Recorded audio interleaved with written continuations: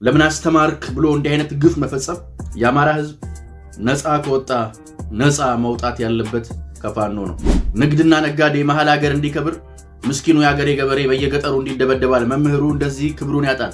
ይሄን ስላየነው ነው እንጂ በየቀኑ በየገጠሩ በየቤተክርስቲያኑ አድባራት በየመስጊዱ ደጃፍ የምትፈጽሙትን ግፍና በደል ቤት ይቁጠረው። ህወሓት ማለት ደጋግሜ ብየዋለሁ፣ ዛሬም ደግሜ እለዋለሁ፣ ካልጠፋን ካልሞትን የማትተወን ድርጅት ናት።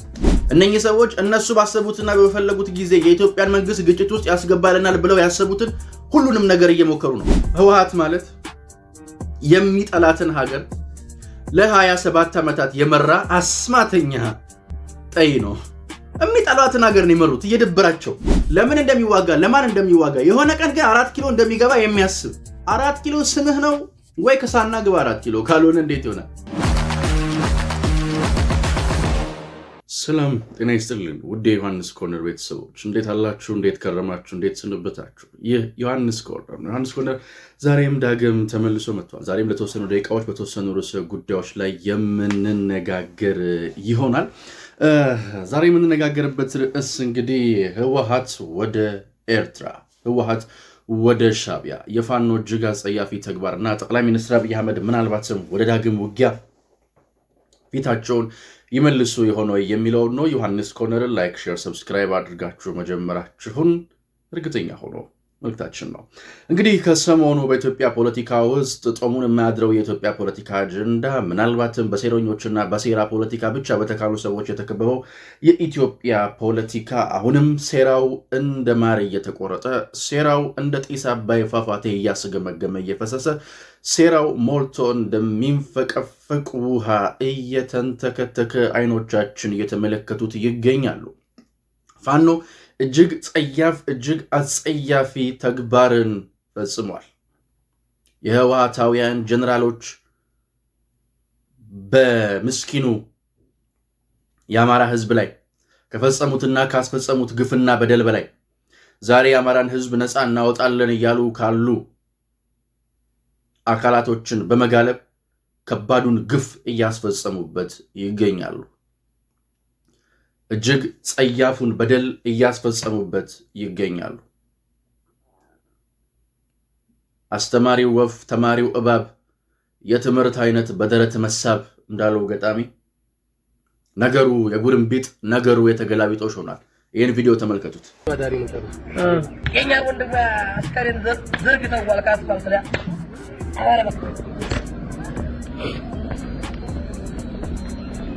ያብራችሁ ለታው ቪዲዮን አያችሁት?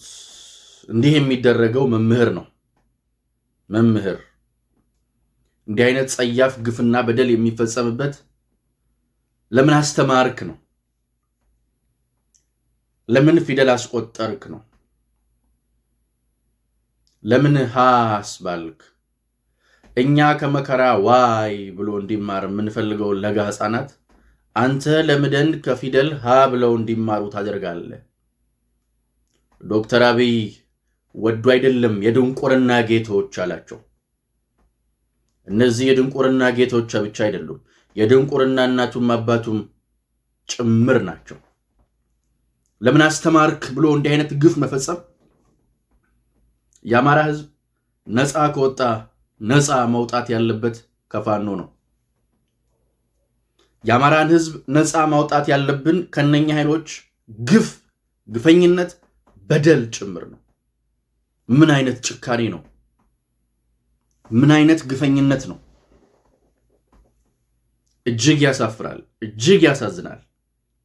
ይህንን እያየ እነሱን የሚደግፍ፣ ይህንን እያየ ከነሱ ጋር የሚቆም፣ ይህንን እየተመለከተ እነኝን ኃይሎች አዳኝ ናቸው ብሎ የሚያስብ ዜጋ አቅራቢያ ወዳለ የጤና ተቋማት ቢሄድ በጣም የተሻለ ነው።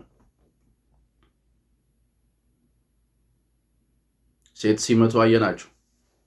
ይኸው እንዲህ ደግሞ ሆኖ መጡ። እኔ አፈርኩ። እንዲህ አይነት ጉዶች ከምንድን ነው የፈሉት? ከምንድን ነው የወጡት? እንዲህ ነው ፖለቲካ የሚሰራው።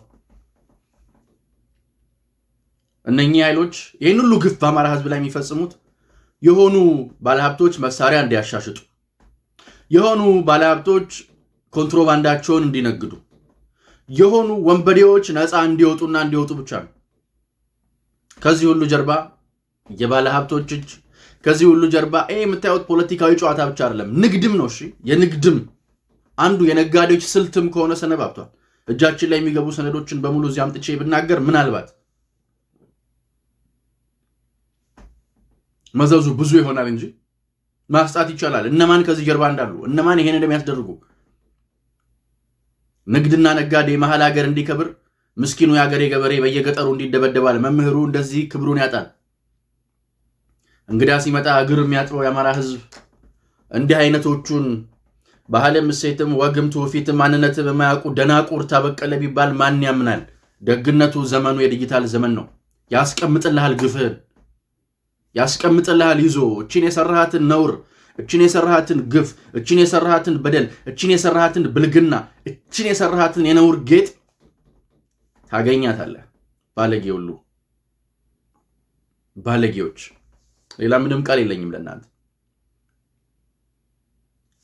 በጣም አጸየፍ። ይሄ ስለታየ ነው፣ ይሄን ስላየነው ነው እንጂ በየቀኑ በየገጠሩ በየቤተክርስቲያኑ አድባራት በየመስጊዱ ደጃፍ የምትፈጽሙትን ግፍና በደል ቤት ይቁጠረው፣ ቤት ይቁጠረው። ከጦርነት ወደ ጦርነት ያስገባችሁት ያ ምስኪን የአማራ ህዝብ እንዴት እየኖረ እንደሆነ ማሰብ ትንሽ ለህሊና ይከብዳል። በጣም ነው የሚያሳዝነው። እንዴት እያኖራችሁት እንደሆነ ኢማጂን ማድረግ ለኔ ይከብደኛል። ይሄን እኮ ስላየነው ነው። ያላየነው ስንት ግፍ ፈጽማችኋል፣ ያላየነው ስንት በደል ፈጽማችኋል። የአማራ ህዝብ ነፃ መውጣት አለበት ከፋኖ፣ መዳን አለበት ከፋኖ።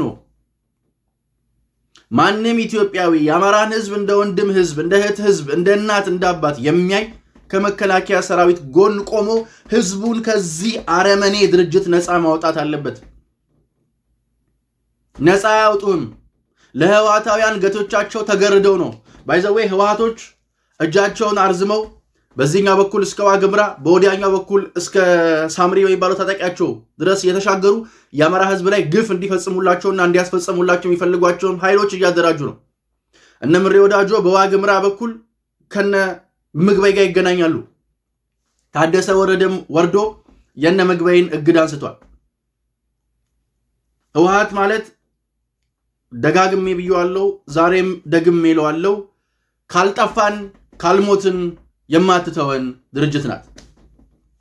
አልቀን ካላየችን ይሄ ሁሉ መዘዝ የፈራብን በሷና በሷ የተነሳ ነው። አሁን ታጣቂ የምትለው ኃይል በዋግምራ በኩልም ከነሱ ጋር ይገናኛል። የጦር ስልት ነዳፊዎች፣ ወጊና ዋጊዎች፣ መሳሪያ አስታጣቂዎች እነሱ ናቸው። ከኡጋንዳ ተነስቶ የሚገበያየው መሳሪያ በጣም ብዙ ነው። ዘይት ፋብሪካ እናቆማለን ብለው በተበደሩት ብድር ብዙ ታምር የሚፈጥሩ ባለሀብቶች ብዙ ናቸው። መሳሪያ እያስታጠቁ ንግድ ባንክን በብር ተበድሮ ዱባይና አውሮፓ በዶላር የሚቆጥብ ባለሀብት ነው መሳሪያ እየገዛና እያስገዛ ይህን ግፍ የሚያስፈጽምብን፣ ይህንን በደል የሚያስፈጽምብን። ከሰሞኑ ህወሓቶች እልም ያሉ ሻቢያ እንደሚሆኑ እንጠብቃለን። ምክንያቱም ስማቸውንም አልጠራቸው የሻቢያ አፈቀላጤዎች በትግራይ የተለያዩ አካባቢዎች ገብተው ቪዲዮ ሲቀርጹ ነው የሰነበቱት። ሲቀርጹ ሲያቀራርጹ። ይህ የሆነው ታደሰ ወረደ ስልጣን ላይ ከወጣ በኋላ ነው። አሁንም አላረፉም ማለት ነው። የፌዴራሉ መንግስት እጅግ በቻለው አቅም ውጊያ ውስጥ ላለመግባት እየጣረ ነው። እኔ እነኚህን ኃይሎች ለአንዴና ለመጨረሻ ጊዜ መንቀል እንኳን ቢታሰብ ጦርነት የሚለው ሐሳብ እንደ ምርጫና አማራጭ ቢመጣ እንኳን ጦርነቱን እነሱ በፈለጉት ጊዜ የሚጀምር ሞኝ የኢትዮጵያ መንግስት አለ ብዬ አላምንም፣ አላስብም። እነኚህ ሰዎች እነሱ ባሰቡትና በፈለጉት ጊዜ የኢትዮጵያን መንግስት ግጭት ውስጥ ያስገባልናል ብለው ያሰቡትን ሁሉንም ነገር እየሞከሩ ነው። የቀራቸው የለም። አለን የሚሉትን የኢትዮጵያ መንግስትን አበሳጭቶ ጦርነት ውስጥ ሊያስገባው ይችላል ብለው ያመኑትን እያንዳንዷን ነገር እየሞከሯት ነው። ህወሓቶች አንሰው ሻዕቢያን ሆነዋል። ሻዕቢያ ልጠቀምበት የሚለው ህወሓት የለውም በዚህ ሰዓት። ምክንያቱም ህወሓት ጥርስ ጨርሳለች፣ ድድ ጨርሳለች። ስለዚህ የኢትዮጵያ መንግስትን እንደማትነክስለት ያወቃትን ያረጀች አሮጊት፣ ጥርሷን የጨረሰችን ያረጀች አሮጊት ምን እያደረጋት ነው? አንሶ ሱቅ ማስቲካ ግዛ እንደሚባል ህፃን ልጅ ሊጠቀምባት እየሞከረ ነው። ህወሓት ፖለቲካዊ ጥርሷን ጨርሳለች። የ4 ኪሎ መንግስት እንደ ካንሰር ነው ቀስ አርጎ ይበላት ያለ ኬሞቴራፒ ላስ ነው ያደረጋት። አሁን ህወሓትን ሳስባት እኔ ትዝ የሚለኝ የሰሞኑ የማድሪድ እና የአርሰናል ጨዋታ ነው። ካምባክ ታደርጋለች ብሎ የሚጠብቋት ሰዎች አሉ። ካምባክ አታደርግም ህወሓት ካምባክ አድርጋ ኤፍሬም የማነ መጥቶ አድማጮች የህወሓት አስማት ነው፣ የ4 ኪሎን መንግስት ገልብጣ በታምርና በታምራቷ ሜዳው ላይ ታምር አሳይታ ተመልሳለች። ይህ የኛ የተዘጋው ስቴዲየም ውስጥ የታየ ታምር ነው፣ ምናልባትም የስፔን ሚዲያዎች የሚዘግቡት ምናምን እንዲባል ይጠብቃሉ። አይሆንም። የደደቢቷ ጌታ የመቀሌዋ እመቤት ካምባክ አርጋ ተመልሳለች። ይህን ታምር አለማየ በፖለቲካው ሜዳ የታይቶ አይታወቅም። ጎል አስቆጠረች። የአብይ አህመድ ብልጽግና ተረታ፣ ህወሓትም ገነነች። አድማጮች ምናምን የሚል ድምፅ አትጠብቁ። ይህ አይሆንም። ህወሓት አትመለስም። ካምባክ የሚባል ነገርም የለም። አሮጊቷ ጁቬንቶስ ሞታለች። ቻው አለቅ። አሁን እኔ ሞቻለሁ። እኔ ሞቼ ግን በሰላም አይኑሩ ነው። በቃ እያደረጉ ያሉት እሱን ነው። ኢትዮጵያ የባህር በር የሚል ጥያቄ ማንሳቷ አሟቸው አሳምሟቸው በዚህ መጠን መጠቀሚያ የሆኑ አካላትን ኢትዮጵያዊ ነበሩ ካልከኝ እስቅብሃለሁ። ብዙ ጊዜ እንዳልነው ህወሓት ማለት የሚጠላትን ሀገር ለ27 ዓመታት የመራ አስማተኛ ጠይ ነው። የሚጠላትን ሀገር ነው የመሩት እየደበራቸው። አየናቸው እኮ ከብልጽግና ጋር ታረቅም ብለው የኢትዮጵያን ባንዲራ ጎናቸው ማስቀመጥ ሲደብራቸው ታደሰ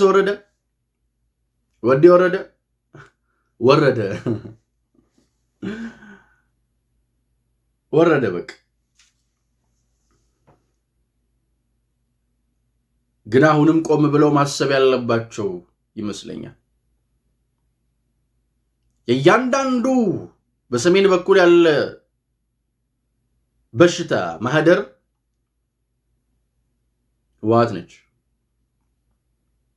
ህወሓት ነች። ጌታቸው ረዳ ጌቶቹን ረዳ፣ በስተመጨረሻም ተከዳ። የስማርትነቱን ያህል ደፋር ቢሆን ልባም ቢሆን ኖሮ ዛሬ የምንመለከታቸውን አንዳንድ እንትኖች አናይም ነበር። ታደሰ ወረደ ትክክለኛ ምርጫ ነው ብያችኋለሁ። ትክክለኛ ምርጫ ነው። የተሻለውን መጠናል። የዝንጀሮ ቆንጆ በሉት። ዋንስ ወያኔ ኦልዌይስ ወያኔ። በጣም በሚያሳዝን ሁኔታ እስካሁን አብይ አህመድ አሊ በሚባል ሰው ፓወሩን መነጠቃቸውን አለማመናቸው ለመረዳት ምን ያህል ሩቅ እንደሆኑ ነው የሚያሳየው። አሁን ቡርሃንም ልጠቀም ቢል ሻዕቢያም ልጠቀም ቢል ጠንክሮ መንግስት የሚገለብጥለት ህወሓት የለም። ስለዚህ ምንድነው የሚያደርገው? እዛው ባሉበት የሆነ አጀንዳ ፍርፋሪ እየሰጠ እንትን ማለት ነው የ4 ኪሎ መንግስት አምርሮ እነኚህ ሰዎች ላይ ኃይል የተቀላቀለበት እርምጃ ይወስዳል ወይ የሚለውን ስናስበው ቢወስድ እንኳን ጊዜው አሁን አይደለም የሚል ድምዳሜ ላይ እንደርሳለን። ጦርነት እንደ ፖለቲካ ዓላማ ማስፈጸሚያ የምቀበል ሰው አይደለም። ጦርነት አያስፈልግም፣ ግን በአንድ እጅ አላጨበጭብም። ጦርነትን የአንድ ወገን ጦርነት አለመፈለግ ብቻ አያስቀረውም። ያ ከሆነ ድሮ ድብድብ ሰውና ሰው ሲጣላ አንደኛውን እጁን ይዘው እንደሚያስመቱት ገላጋዮች ነው የምንሆነው። በጣም ብዙ ፖለቲሻኖች የሚፈልጉትና ጻድቅ የሚያጫውታቸው ገላጋይ ሆነው ይመጡና አብይ አህመድን እጁን ይዘው ሊያስመቱት ይሞክራሉ። አንተ አትተኩስ፣ አንተ አትዋጋ፣ እነሱ ይዋጉ፣ ከዛ ይምጡ፣ ከዛ 4 ኪሎ ይግቡ ይላሉ። ማንን ነው እንዲህ የምታሞኙት? እዚህ ሕፃን ልጅ የለም። ሕፃን ነው ሲሉት የረታ፣ ለጋ ነው ሲሉት የበሰለ፣ አይችልም ሲሉት ያንቀጣቀጠ፣ አይራመድም ሲሉት የሮጠባቸው መንግስት ነው ያለው እዚህ። ግፍና ግፈኝነታችሁ ሞልቶ እየፈሰሰ ነው። ገጣሚው እንዳለው የኛ ዝምታ ጥግ ደረሰ፣ የነሱ ጥጋብ ሞልቶ ፈሰሰ ነው ነገርየው። ሞልቶ ፈሰሰ ጥጋባችሁ፣ በደለኝነታችሁ፣ ጨካኝነታችሁ። እያንዳንዱ ይሄ የምታዩት የሰሜኑ እንትን ላይ ያለው መስመር ባለሀብቶች፣ ፖለቲከኞች፣ ዲፕሎማቶች እጃቸውን ያስገቡበት ነው። ፋንሻ መገልገያ ናት፣ ህወሓትም መጠቀሚያ ናት። በዚህ ሰዓት የተሻለ ይሄኛው ተው፣ ይሄ መንደርን ኩቶ ዱርዬ ነው። ምንም ያቀልክ ኖሃ የለውም ለምን እንደሚዋጋ ለማን እንደሚዋጋ። የሆነ ቀን ግን 4 ኪሎ እንደሚገባ የሚያስብ 4 ኪሎ ስምህ ነው ወይ? ከሳና ግባ 4 ኪሎ ካልሆነ እንዴት ይሆናል? አይሆንም እኮ እነሱ በሚያስቡት እነሱ በሚሉት እነሱ በሚመኙት መንገድ እንትን የለም። በዚህች እናንተ ጫካ በገባችሁ ቁጥር አካውንታቸው ኢን ሚሊየንስ እየገባለት የሚያደርስ ሰዎች አሉ። መሳሪያ የሚሸጡ በጣም ብዙ ነገር ያለባቸው ነው። ደፍሮ ለመንካት እኮ ትንሽ ተሳቀቅን። አደብ ያጀማ ልበለው እንደሚለኝ ይመስለኝ። ውስብስብ ነው። በውስብስቡ የምስራቅ አፍሪካ ፖለቲካ ውስጥ ውስብስብ ችግር ነው የፈጠሩብን እነኚህን ኃይሎች። ተጣምረው እንኳን ቢመጡ አይቀጡ ቅጣት መቅጣት የሚችል ሰራዊት ግን ኢትዮጵያ አላት። ይሄንን 1000 ምናምን % ነው እርግጠኛ፣ 100 ምናምን አይደለም 1000% እርግጠኛ ሆኜ እነግራለሁ። እነኚህ ሰዎች ጦርነት ኦቨርናይት ይከፍቱብን ነበር፣ አያሳደሩንም ነበር። ግን ጦርነት ማስቀረት የሚችል ዝግጅት የኢትዮጵያ መንግስት እንዳደረገ ያውቃሉ። ዶክተር አብይ አየር ኃይልን ሲጎበኝ፣ ዶክተር አብይ የመሳሪያ ምናምን ሲጎበኝ ምናምን ስታዩት መሳሪያችን ለምን እንደዚህ ያደርጋል፣ ለምን ያመርታል፣ ዳቦ እንትን አይልም ምናምን ይላል። አጥግቦ ሊገል እኮ ነው። በሱ ነው እስካሁን ከውጊያ የተረፍ ነው። እንደ ዲፍት ማድረግ እንደማይችሉ፣ ማሸነፍ እንደማይችሉ፣ ኢንቬድ ማድረግ እንደማይችሉ፣ በማንኛውም መልኩ ሊረታቸው የሚችል ትጥቅና ታጣቂ ኢትዮጵያ እንዳላት ስላወቁት ወደ ጦርነት አልገቡም። ማሳየት መቻል ማለት ይሄ ነው። ባለ አቅም የጦር ዝግጅት ጦርነትን የማስቀረት አቅም እስኪኖረው ድረስ የደረሰ የጦር ዝግጅት ግጭትን እስከ ማስቀረት የደረሰ የጦር ግጭት አለመድፈርን እስከ መፍጠር የደረሰ ሲሆን ጥሩ ነው። አሁን ፋኖ ምናምን ደፍሮ ኮንቲኑ ውስጥ ቢገባው ፓወር አንደርስታንዲንግ ስለሌለው የመረዳት አቅሙ አናሳ ስለሆነ ኃይል ተንትኖ መንገድ አስምሮ ፖለቲካል ሚዛን ጠብቆ ግጭቱ ስላልገባ ምንም አያቅልህም። እንደ በሬ የተነዳ እሳት ውስጥ ይገባል። እነዚህ ግን አትሊስት ያውቃሉ። ደፍረው አይሞክሯት። በፈለጉት ሰዓት ጦርነት የሚከፍትላቸው መንግስትም አላገኙም። የዓለምን ፖለቲካዊ የሆነ ትርምስ ጠብቀው ምናምን አሁን ከአሜሪካ ምርጫ ማግስት በፊት የአሜሪካ ምርጫ ከመደረገ በፊት ዶናልድ ትራምፕ ወደ ስልጣን ከመምጣቱ በፊት የመጨረሻ እድላቸውን ለመሞከር አስበው ጦርነት ለማድረግ ሞክረው ነበረ። በትል ግራውንድ ማድረግ የፈለጉት ደግሞ የሐሰን ሼክ መሐመድ ሐሰንን ሀገሯን ሶማሊያን ነው። በብልጠት የኢትዮጵያ መንግስት ያንን ምዕራፍ አለፈባቸው። ካርቱም ላይ የፈጠሩትን ጦርነት በፌልትማን በኩል መሃል አዲስ አበባ ለማድረግ ብዙ ታትረዋል፣ አልሆነም። በዛም ተረቱ። አሁን ደግሞ በዚህኛው ፕሪቶሪያ ማግስት ፕሪቶሪያ የትግራይ ክልል አንድ ዋና ከተማ እስክትመስል ድረስ ፕሪቶሪያ እያሉ እያለቀሱም ቢሆን ደፍሮ ተዘጋጅቶ በዝግጅት ጦርነትን ማስቀረት ቻለ።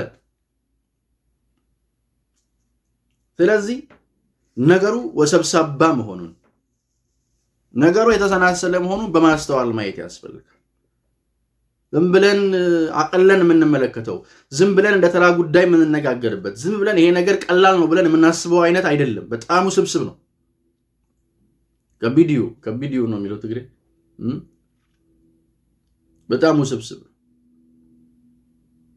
እና የምትችሉት ኃይል ካለ ከመሰላችሁ ጎን ይመቻችሁ፣ ግን አይመስለኝም። ጥርስ ጨርሰዋል። አሁን የድድ ፖለቲካ ነው እያራመዱ ያሉት። እኔ አሁን የሚያበሳጨኝ እንትኑ ነው። አሁን ትንሽ የትግራይ ፖለቲካ ኤሊትም ትንሽ የነቃ ይመስለኛል። ህወሓት ያድናል ከሚል እሳቤ በጥቂቱ ሐሳቡን እየለወጠ በጥቂቱ ወደ ራሱና ወደ ቀልቡ እየተመለሰ ያለ ይመስለኛል። ስለዚህ ይህንን ረጅም እጅ ይህንን በጣም ሰፊ የሆነ እንትን በደንብ ማየት ያስፈልጋል። በደንብ አስተውሎት መመርመር ያስፈልጋል። ያ ካል አይደለ ችግር ነው። ከባድም ነው የሚሆነው። ምክንያቱም እየጨመረ በሚሄደው የፖለቲካ ዋጋና የፖለቲካ ግሽፈት ውስጥ ፖለቲካል ሐሳባችንና ፖለቲካል ሚዛናችን ምንዛሬው ቀንሶ እንዳያድር በአስተውሎት መከታተል ያስፈልጋል። ፖለቲካው ጋሽፏል። ግሽፈት አጋጥሞታል። ስለዚህ ይህን ግሽፈት ያጋጠመውን ፖለቲካ በአስተውሎት ማየት በአስተውሎት መመርመር ያስፈልጋል። እንዲህ ማላችሁ እንደዚህ ግን ኢትዮጵያ ሐሳቧን በሁለቱ ውሃዎች በኩል መልሳ በባህርም በወደብም በግድብም በኩል ስቃ መሻገሯ የማይቀር መሆኑን አጥኖት ሰጥቼ መናገር እፈልጋለሁ። ኢትዮጵያ ማሸነፏ እንደማይቀር ዛሬም እንናገራለን። እንንቃ፣ ሴራው ረጅም ነው የዛሬው መልእክታችን ነው። እኔ ግን ሁሌም እንደምለው እንደማይለወጥ አንድና ውድ ቃል፣ አዲስ ትውልድ፣ አዲስ ተስፋ፣ ሁሉም ጥሩ ይሆናል። የኔና የናንተ ሀገር እንደ ልማዷ ታሸንፋለች። ዮሐንስ ኮርነር ላይክ፣ ሼር፣ ሰብስክራይብ ማድረጋችሁ እንዳትረሱ። ፈጣሪ ኢትዮጵያና ሕዝቦቿን አብዝቶ ይባርክ። ደግሞ አለው የኔና የናንተ ሀገር እንደ ልማዷ ታሸንፋለች። ቻው፣ ቸር ቆዩ።